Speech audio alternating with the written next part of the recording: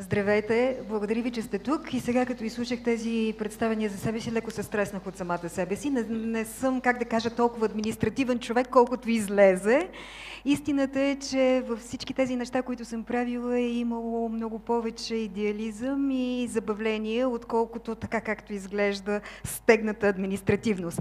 И така, защо ще говорим днес за четенето на глас? Миналата година, тези, които са били от вас на Академия за родители, знаят, че говорихме за изборът на книги и как да избереме подходящите книги за различните възрастови групи. Когато тази година ми предложиха отново да имам презентация на Академията, отново мислех да направя нещо подобно, защото видях, че това е един проблем, който интересува доста от родителите. Те се чувстват несигурни в това как да изберат, какво да изберат, дали да повярват на детето си или не. И докато тръгвах да си подготвям вариации на тази лекция с малко повече подробности, се сблъсках с един проблем, който за самата мен, да си призная честно, беше нов. И това е проблемът с четенето на глас или как ние като родители да четем на глас на децата си. Оказа се, че за доста от нас това е свързано понякога с несигурности, с това как да го направим, добре ли го правим, ама всъщност резултата, който получаваме, този ли е, който искаме.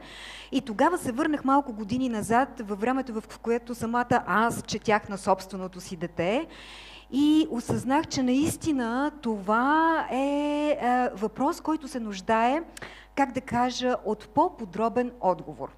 И идвайки насам, се опитах да си и намеря образа, в който да се намерим всички ние и да си отговорим на въпроса защо е важно как четем. Ясно е, че е важно да четем. След като сме тук, всички сме убедени, че е важно да четем на децата си. Въпросът е защо е важно как четем. Я да видим.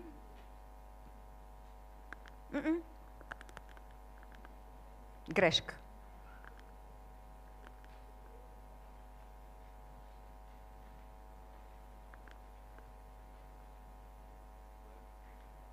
Този. Първия слайд. Да, ако може, пуснете ги всичките. След малко, когато излязат, ще успеете да видите няколко точки, в които сме се опитали накратко да обясниме защо е важно как четем на детето. Всяка една от тези точки е важна. Аз съм сигурна, че всеки един от вас би могъл да добави поне още 4-5 в същата линия на мислене. Но се сетих, идвайки насам, за първият си работен ден в издателството. Млад редактор, влизам в издателството, дават ми да правя приказката за котарака в чизми. Трябва да подготвя текст за деца между 4 и 6 години. Сядам и около 3 часа работя много съвестно върху текста, подреждам го по страниците, съобразявам го с илюстрациите, ред други неща, които правят редакторите. Нося го на моята менторка и казвам, ето аз съм готова. И тя казва, не си. И казвам, не, всичко съм направила. И тя вика, не, сега седни и прочети текста на глас. Всъщност, това беше един от най-важните уроци, които научих в работата си за редактор.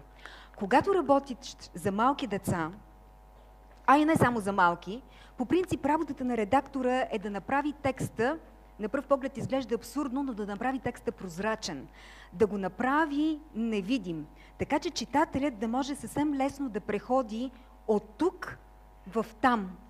И текстът трябва да е като едно прекрасно изчистено стъкло, през което лесно да се минава и лесно да се вижда. И ние ще свършим тази работа и съм сигурна, че всички мои колеги във всички издателства се опитват да го направят максимално добре. Но е много важно как този преход през това стъкло или през моста на текста ще бъде представено пред децата. Колкото по-атрактивно, колкото по-с любов, колкото по-близко до възприятието на детето направите този преход през моста от тук към реалността на книгата, толкова по-лесно детето ще влезе в тази реалност и толкова повече неща то ще види в нея. Защото вашата роля като четящи на децата хора е ролята ви да бъдете гидове, да бъдете екскурзоводи в един непознат за детето свят. И в зависимост от това как му представите този свят, това дете ще успее да влезе или да не влезе в него, ще успее да заобича или да не заобича книгите, плюс всички останали хубави неща, които ще се случат в това как да четем. И сега да видим как да четем първите 6 месеца. Аз правя нещо много лошо, насочвам натам вместо към компютъра и затова не се получава, извинявайте. Всяка възрастова група си има характеристики, с които трябва да се съобразяваме, когато искаме четенето да бъде ефективно. През първите 6 месеца всъщност няма кой знае какво значение, какво четем на детето. Има обаче огромно значение да го правим и как да го направим. Най-добре е да гушнете бебето тогава, когато то е нахранено и спокойно, и да вземете някаква книга в ръце. Няма значение каква ще бъде тази книга. Може да е книга за квантова физика. Каквото искате.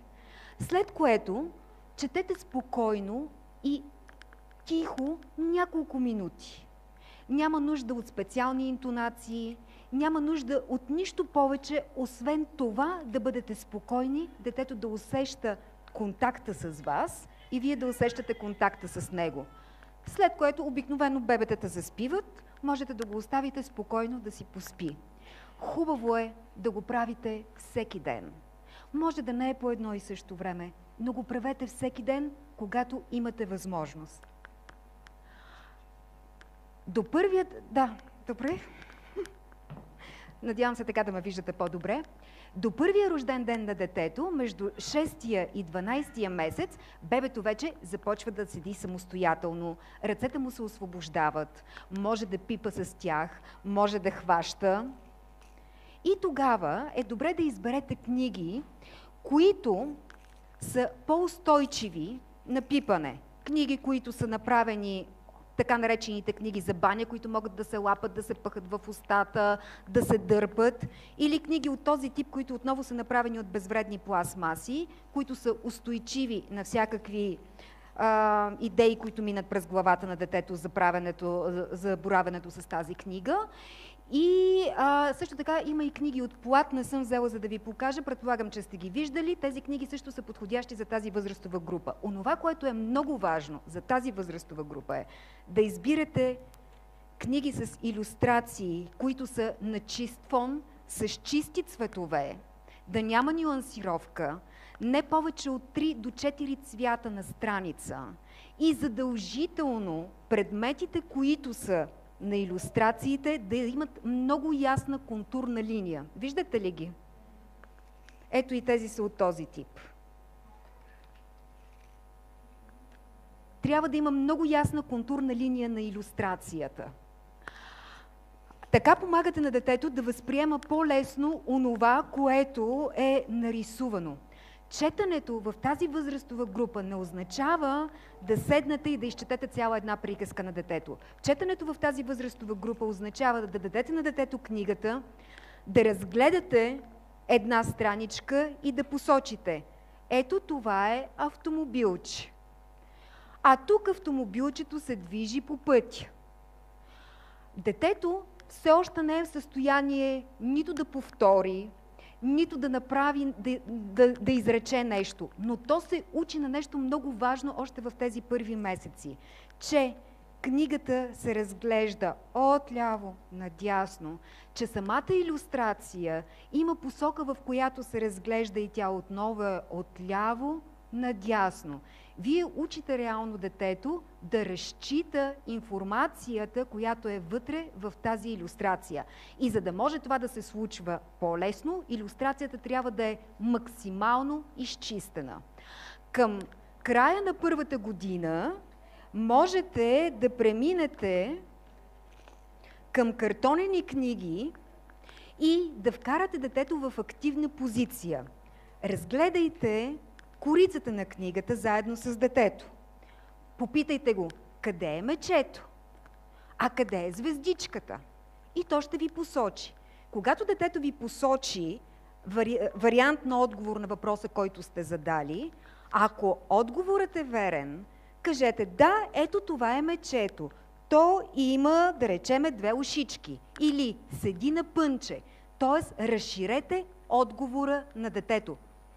Ако е сгрешило, не казвайте не, как можа и така нататък. И казвате, ако питате къде е мечето, а то ви посочи звездичката, кажете да, това е звездичка. А ето къде е мечето. Не с тази интонация, с която го правя аз, а с спокойна интонация, без да има елемент на назидателност.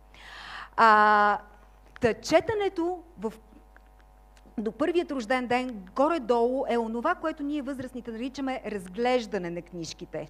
Правете го заедно, оставете след това детето да си играе с тези книжки и нека те да бъдат в неговото обкръжение, в местата, в които то се движи. Нека да има достъп до тези книги. Много е важно, за да може детето да свикне с книгата, е то да има достъп до тези книги. Между първият... Да, можем ли да минем на следващия слайд? Между първата и третата годинка на детето вече можете да го поставяте в още по-активна позиция. Давайте му възможност то само да избере книгата, която искате да разгледате. Отново в тази възраст са най-добре картонените книги с кратка, не повече от 2-3 изречения на страница, със съотношение на илюстрацията около 70% по отношение на страниците. Колкото повече илюстрация, толкова по-добре. Детето чете през илюстрацията. То има нужда да визуализира онова, което се случва, действията на героите и развитието на самата история. Питайте постоянно детето. Отново, четенето тук не е четене, да кажем, тръгваме да си четееме Грозното патенце и изчитаме историята от начало до край. Няма да се случи. Детето между 1 и 3 години е доста активно. То има нужда от активни занимания. Дайте му възможност, докато четете някаква история, или му задавайте въпроси и то да ви отговаря, или, например, дайте му някакви листчета, на които да рисува това, което се случва, или героя, за който се разказва. Дайте му фигурки, кукли, колички, с които да си играе и с които всъщност да продължава и да развива историята по начина, по който то я схваща. Не го оставяйте да седи в пасивна позиция. Това няма да... Просто ще го оттласне от четенето и ще го оттласне от книгите. Да четеш книга в тази възрастова група означава не да седиш на едно място и да гледаш картинките в книгата само. Означава наистина да си наоколо. А това, което е много важно за вас, четете изразително, с интонация, с преправен глас. И не забравяйте кой е гласа на вълка и не го бъркайте с гласа на лисицата. Защото децата ги помнят и те самите ще ви направят забележка. И ще ви кажат, както казваше моя син, ама това не е гласа на медузата. Да, забравила съм кой е бил. Много е полезно в тази възрастова група да вземете книжки, които са на принципа приказка на варишка. Тоест, различни герои повтарят едно и също действие, като например дядовата ръкавичка, дядо вади ряпа и така нататък.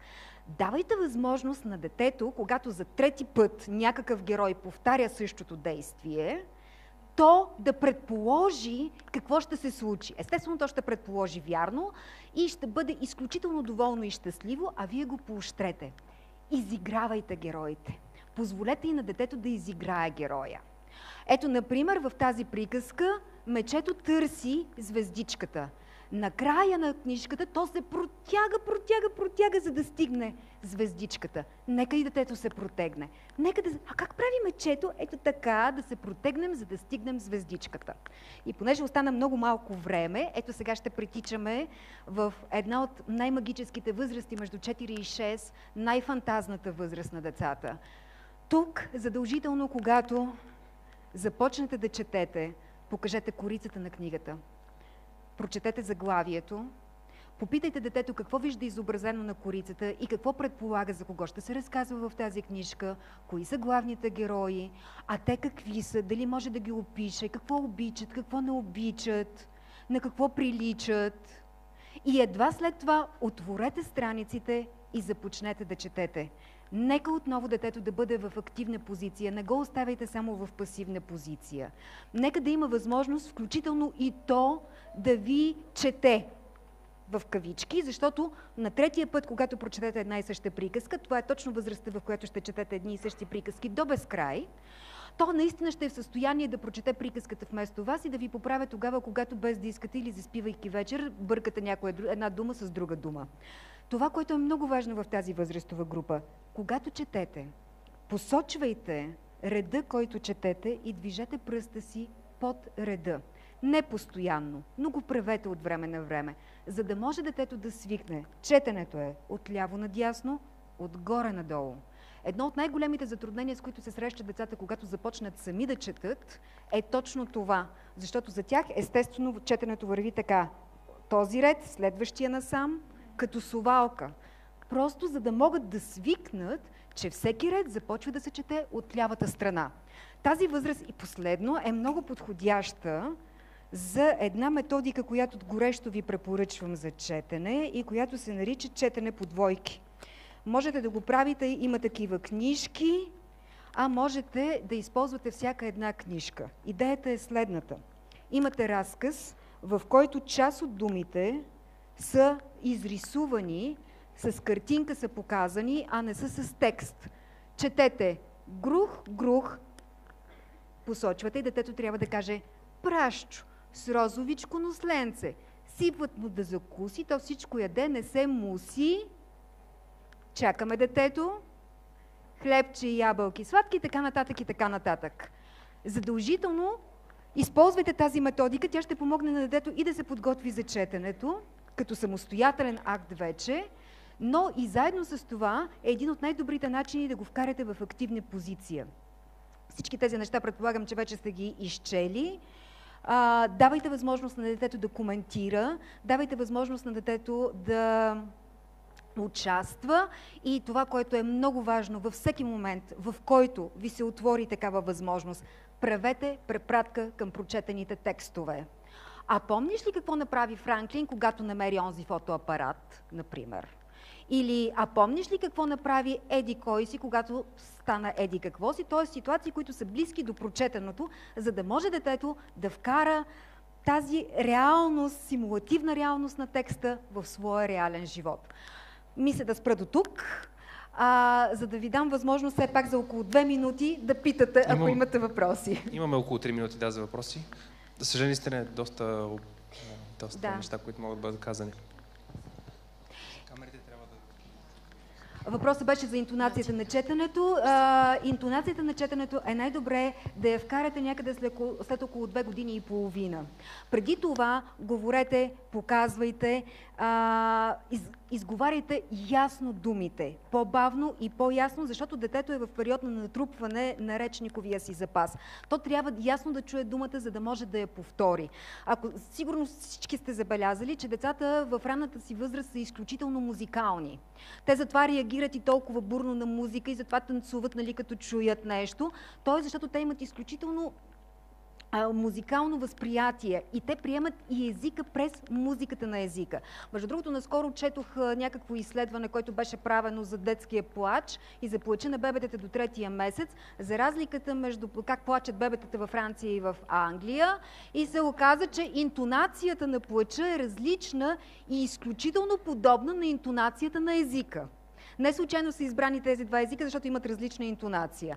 Така че детето има нужда от интонацията на езика в този период и все още няма нужда от, как да кажа, изиграването. Можете да го играете с тяло, не толкова с глас.